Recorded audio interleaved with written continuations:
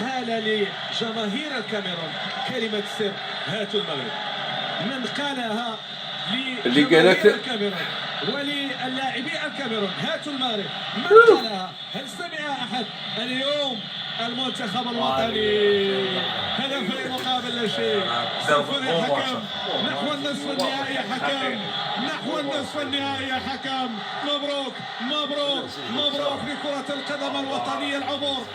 اخويا الله يجعله نتمنى 5 نت. المنتخب الوطني إلى سيمي فاينل، إلى نصف النهاية، في انتظار الفائز من مباراة الجزائر ونيجيريا، ومن سيكون خصم المنتخب الوطني على أرضية هذا الملعب وأمام هذه الجماهير. هدفين مقابل لا شيء. براهيم دياز والصفاقسي فعل المطلوب في انتظار القادم، والقادم نتمناه دائما مغربي.